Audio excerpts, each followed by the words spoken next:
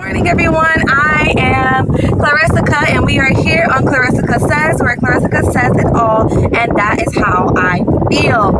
So we are here today to talk about Kenneka Jenkins. I have been anticipating doing this video for a while. However, I have not actually done so because I wanted to make sure that at least the theory that I had and the details that I had to tell you guys were somewhat, I guess, credible in a way, because technically nothing right now is credible with this story, besides the fact that this girl, Kenneka Jenkins, was found in an actual freezer that was in the Crowne Plaza Hotel in Rosemont, Chicago. Now, with that being said, it's a plethora of theories and scenarios as to what actually happened to this poor girl.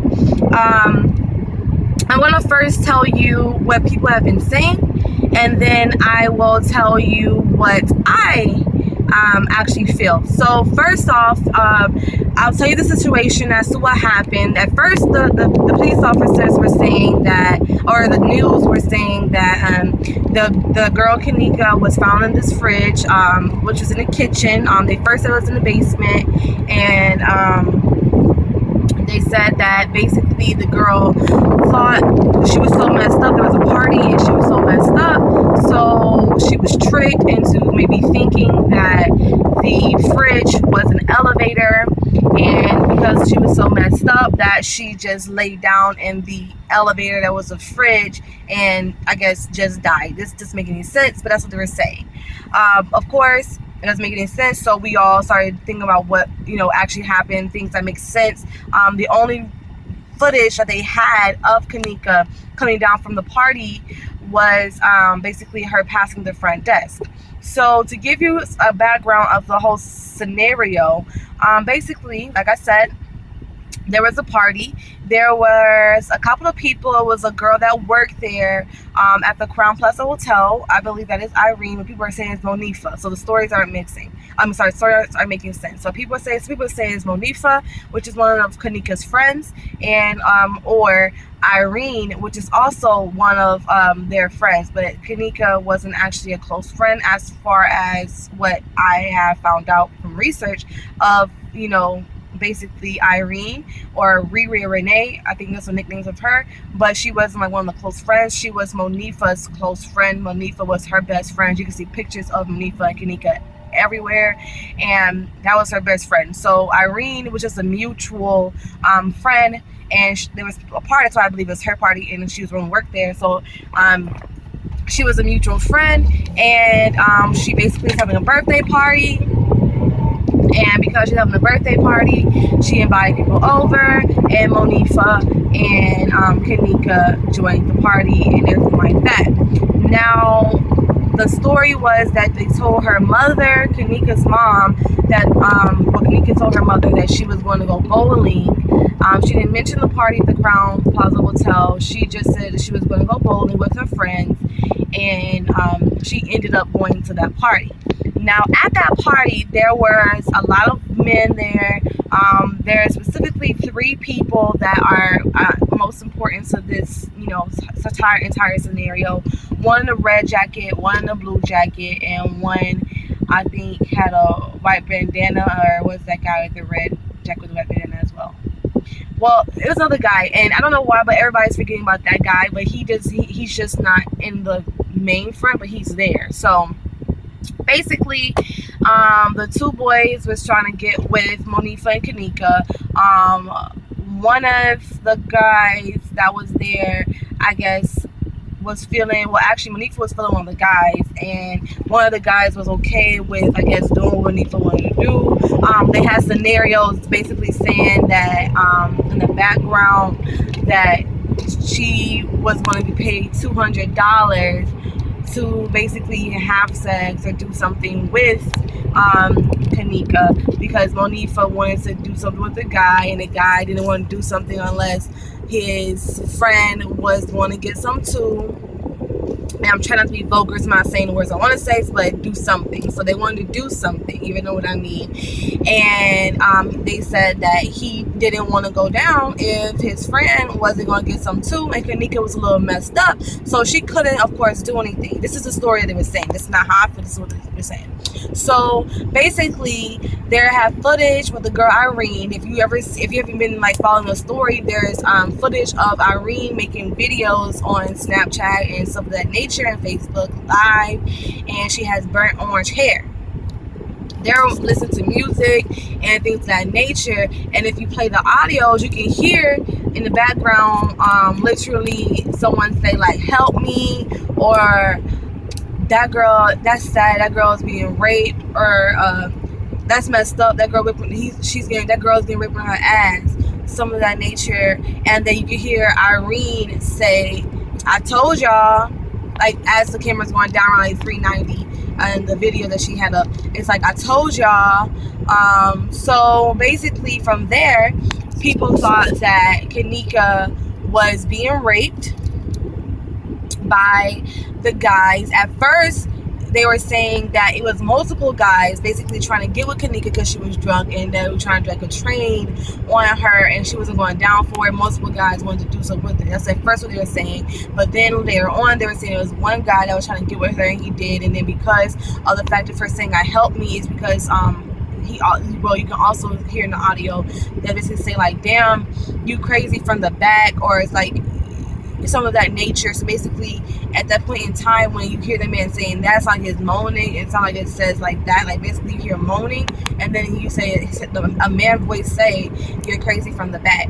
So with that being said, after that point in time, you can kind of hear someone say "Help me," like basically as if they were being choked.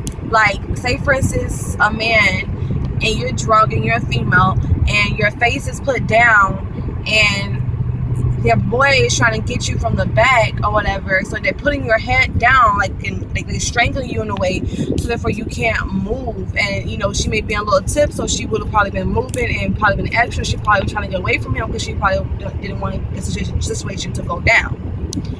Now, do I know if that's factual or not? No. However, I do believe there is a lot of things, because rape is something that should not happen ever. And there was a guy, one of the guys that were there at the party, made a comment that I found fairly stupid, basically in broad terms. I don't have anything in my face right now and I'm driving, so I do apologize. But basically he was saying, well, if girls, in broad terms again, if a girl gets a situation where she's found to be without rape, she should be smart and just let the situation happen, and at least she'll be able to get home to her family and call the police. No, that's my prized possession. You're not taking my prize from me without a fight. I don't give a crap. I'ma die for mine. That's mine. That's the only thing. That's mine. That's mine. My treat, my pleasure, mine. No, I'm not going to sit there and just let someone rape me just so I can go home and go tell the police. Forget the police. At this point in time, it's me, and I'm going to struggle or die for my pride. That's our women's pride, is in our stuff. That's mine. That's mine. So no, I felt that was very belligerent. And made me feel as though the guy didn't really care. And then he came back and he said basically trying to retract the comment he said, make it look better, basically trying to make it soft and just say, well, maybe if people would cooperate, then things wouldn't happen, they wouldn't be dead. And I'm like, damn, okay, that doesn't sound right. So I don't know if it's true, if she did actually get raped, but that's what they were saying. So just to continue with the story. So now the girl is raped. Now there's two theories as to how she has sex, because first is, okay, she was raped, and then there's other stories saying that during the party, instead of something happening in the room, which you hear the audio in the video with Irene, you then see them later on go out into the hallway. So again, two scenarios. So that's the first scenario about how it might have been a situation where she might have been raped. This is the second scenario. So the second scenario is that they were having a party. It makes sense to me that basically if something's going to go down like that, like sex or doing something, I'm not going to do it in front of other people. So the second scenario is that they went out to the hallway, which is how Kenneka got outside and to get to the front desk, basically. So Monifa wanted to do something, and the guy told her that he'll pay her $200 to go ahead and, you know, have sex or do with Kenneka, and let his friend get whatever, you know, he wanted to get. So Kenneka's drunk. She doesn't feel well. She's not too messed up. She's not always there, but she's messed up to the point that she doesn't need to be bothered. From the comments, this is, to me, sounds a little bit more credible. From the comments that they had, basically the girls were saying that it wasn't, I don't know if these are cover-ups, but that basically Monifa should never had pulled Kenneka out of the room, because they were saying that Kenneka was laying down at the party, laying down. So with that being said, they're basically saying that Monifa actually pulled Kenneka off of the bed when she's trying to like calm herself down, get herself together, pull herself out off of the bed and out to the hallway, and she wasn't all the way intact. So Monifa can go and do what she want to do with that guy. So now Monifa goes to wherever she want to go, goes to the hallway, goes to the stairwell. I don't know what she did to do what she do. And Kenneka is left with the other person. So now this is nothing about a trend. But so Kenneka is left with the person, one person, I guess. And the guy's supposed to do whatever he's supposed to do with Kenneka. And then once he was done, I guess go back to the party. However, when Monifa comes back inside after doing whatever she's doing, because she was actually outside the door that they have proof of, but you know, I'm just trying to go off of the video of, you know, hearing people in the background, so that's where the first theory came from. So this one has actually footage, whatever. So from Monifa, or footage from the girl saying that Monifa actually came back inside the room looking for her. Try to say maybe to cover up the tracks, I don't know. So Monifa basically comes back in the room, and when everything is done with the guy that she was doing whatever she was doing with, and finds out that Kenneka is not there. Now, this is where things get sticky, because Kenneka doesn't have her keys, doesn't have her phone. There's a lot of theories as to why she doesn't have her keys or her phone, but this is where it gets sticky. So basically, Kenneka drove her mom's car, her mom's truck, to the hotel, the Crowne Plaza in the Rosewood, Chicago. She drove her mom's truck. So now the girls, you're trying to leave, whatever, but she doesn't have her keys and she doesn't have a phone. So when they get to the car, Kenneka's not there. When they go upstairs, can't find a Kenneka. No one can find Kenneka. No one knows who Kenneka's at. But yet someone's had her keys. So how the big theory is how did you know the girls get her keys? Well, I'm thinking, okay, Monifa's my best friend. So maybe if I was in a situation and I know I'm gonna get messed up, I would be like, all right, girl, since you got a purse, since you got something, she's the only one who has something, since you have a bag, hold my stuff so we have a way to get home, because apparently I'm your ride, because it came together. So if they real tight, I would trust my best friend with my keys. Like I have my best friend in Kate, and if I was gonna give her my keys, I would trust that she would, you know, keep my stuff. So I wouldn't have to think about that. I wouldn't have thought of it, you know, otherwise. So that's the only thing I could think of as to how she got her keys. Other than that, I mean, girls are grimy and friends that look like they friends, and what she could have done was took her keys while she was a little messed up, while she left them around somewhere and she knew that she was gonna be set up. I honestly didn't want to say that theory, because I don't think Monifa actually set up her friend, because in reality and truth, I'm gonna get into how I feel, and how Persica feels. Is just simple. You have two friends that are there, they go to a party that ended up wrong. There's a lot of things that are going on right now, and if you ever heard the story of Alyssa Lamb, she was found like miscellaneously in a hotel, and literally she was found like on the rooftop in like one of those like water bin things that they have on top of the roof, so like filled with water and it's covered.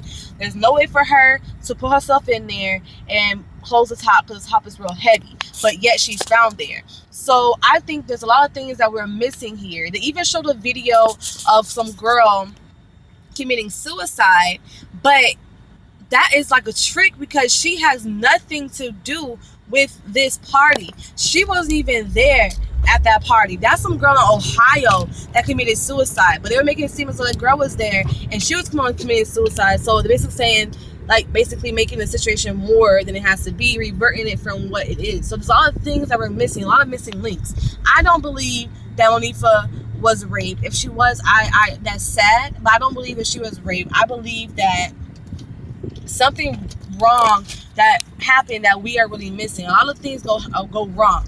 Now there's a black market which is on the market, and they do sell body parts. I mean, her mother should definitely check before she got an autopsy if, you know, her body parts were intact.